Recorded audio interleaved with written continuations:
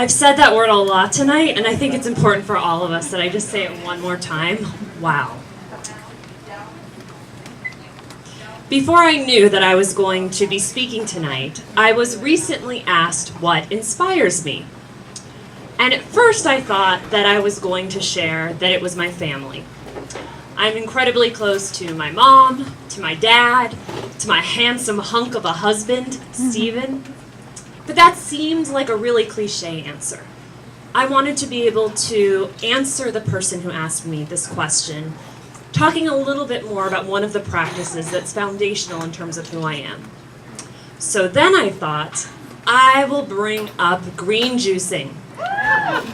Lots of juicers in the house. Since I got my juicer back in January, I live by the mantra that once you go green, you never go back to caffeine. But, yet again, I thought that's the clever answer. That's not really at the core of who I am. At the core of who I am these days, it's somebody who's able to let go and let goodness in. So there is nothing more endemic to who I am than my newly created forgiveness practice. And forgiveness, according to Lady O, and that would be Lady Oprah, not Lady Obama, just to be clear, describes forgiveness as letting go of the hope that the past could have been any different than it was. Yours truly would also add, though, that just as importantly, forgiveness is also freeing yourself up from being a bit player in your own narrative. In other words, until we forgive from the deepest recesses of our intestines to our innermost gray matter, we're not protagonists in our own story of our life. We're bit players. We allow other people to define who we are. Now, I'm really lucky. I would challenge Kim wherever she is and say that I might have the best job in the world. I've had my own company for the majority of my professional life. And I get to work with individuals and organizations who want to make what I call heart-centered, high-impact communication a way of being.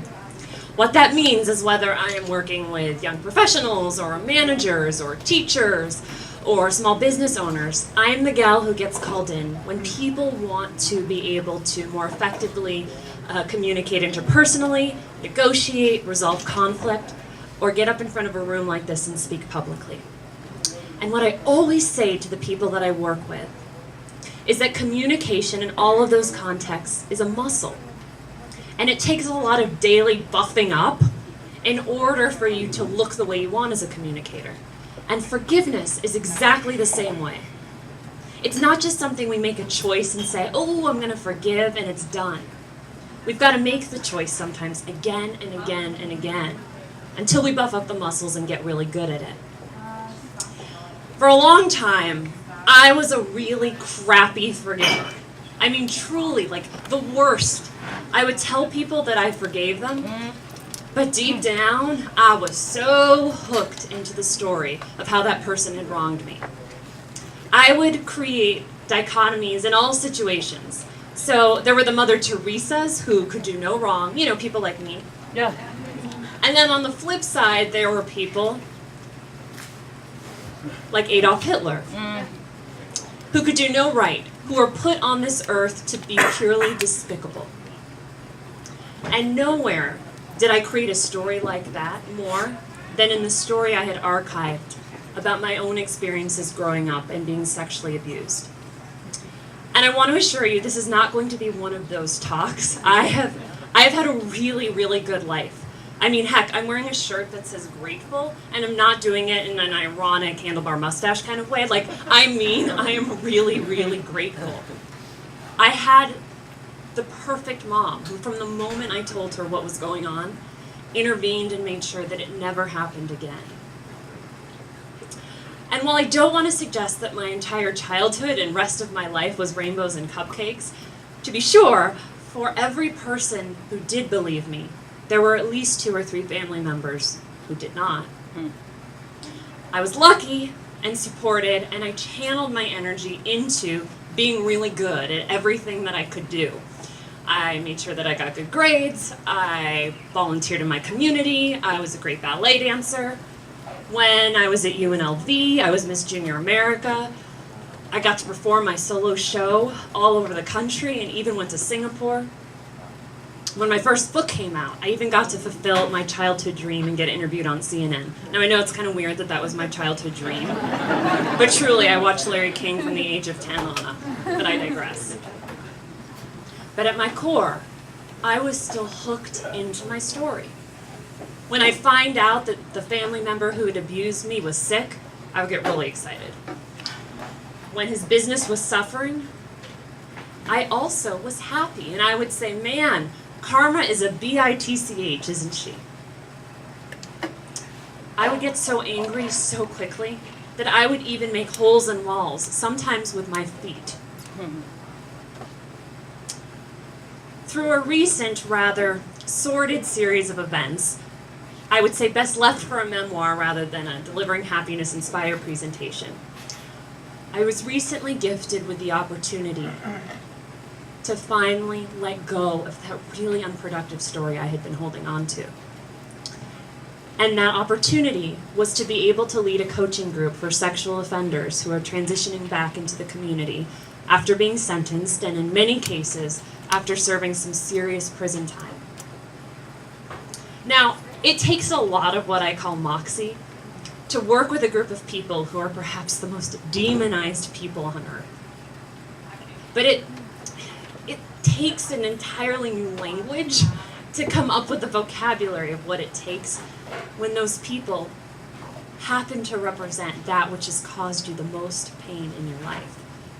But make no mistake, my work with my sexual offenders, or my SOs, it's been the greatest gift in my life because it has finally taught me once and for all how to forgive.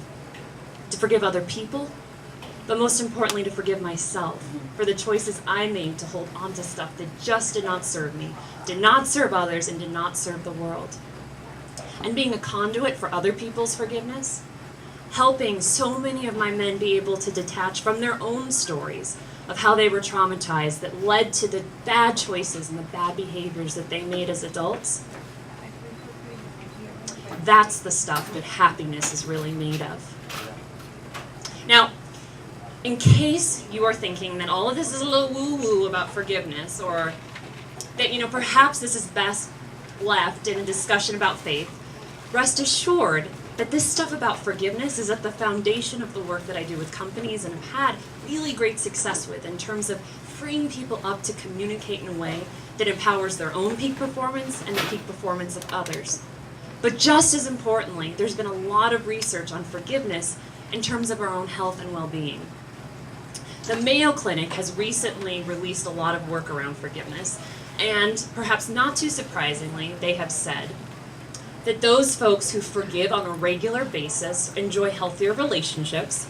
As a result of enjoying healthier relationships, we experience less anxiety and stress.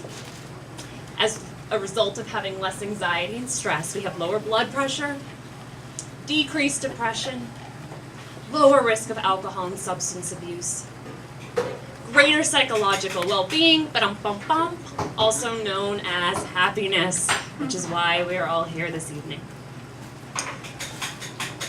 In my old story, I used to dream about the day when the family member who had abused me would finally go to jail and would finally pay for what he had done.